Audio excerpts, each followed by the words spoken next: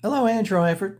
Today I'm going to talk about this Mexican-made jazz bass, and I'm going to try to make I'm going to try to make an argument that maybe this is the bass you want to buy, as opposed to buying the American version of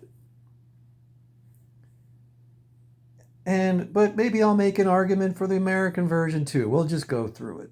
Well, first off, let's start with cost, and considering that this bass is really almost half as much as, in some cases, even more than half the cost of an American made one. Are you going to be getting 100% more value when you buy the American version of this bass? And in some instances, you probably are, but let's really look at these. I mean, here's the player version right here. We're talking 700 some dollars. But you go to the other end of the scale, the American one, $2,000. There are other bases that are, they run the gamut of prices here and there, as you can see.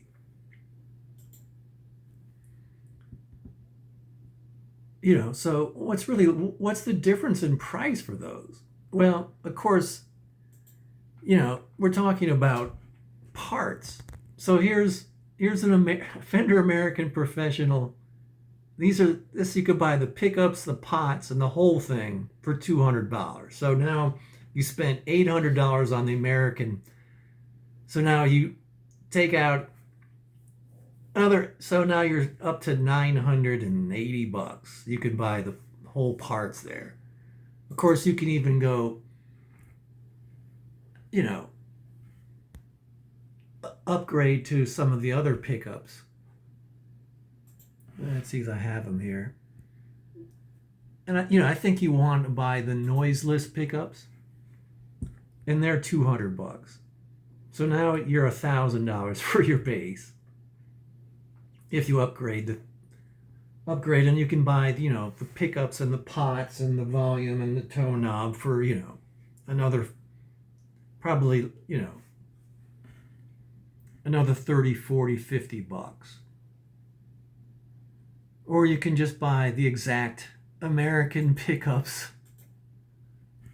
right there for, so you have a choice there. Now, there are other parts like tuning pegs. Personally, I think the tuning pegs that came on my bass work fine. I don't have any issue with staying in tune for the most part.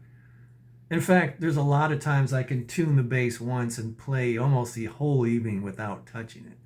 So I don't really see any need. You can upgrade your bridge for $65. The biggest probably upgrade is buying the American neck, which I don't know. I don't have any problems with this neck, other than maybe I've had issues since I've owned it with different humidity levels in the house that tend to tweak the bass a little bit. But you just do a quick truss rod adjustment, and it's very quick, and it's back in shape. And if you have a humidifier in your house, you can certainly mitigate that problem with or a whole house humidifier, which I should have in my house, but I don't. So I mean, those are the issues, and those are the price differences. Probably the biggest argument for buying an American version of this is it probably holds its value better over time. I would say that is the only argument for buying the American version. Sound wise, you're not going to notice, I guarantee you're not going to notice huge difference in sound between this bass and the American version.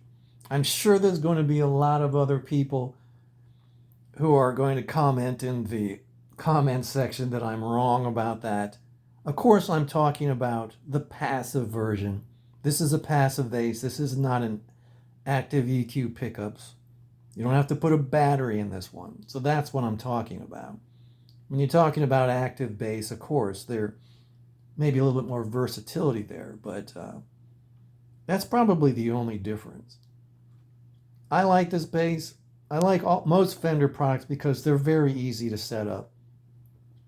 I have another video where I'm actually setting up this exact bass, if you want to search for that one on my YouTube page. Anyway, if this is helpful, please like the video, please subscribe. I'm also going to include another video that kind of backs up my thoughts on this. It's from another YouTuber who is, talking about the same bass. I'm going to put that in the description of this website, of this video, I should say. Anyway, Andrew Eifert signing off. Hope you liked the video. Please hit that like button. Thank you very much.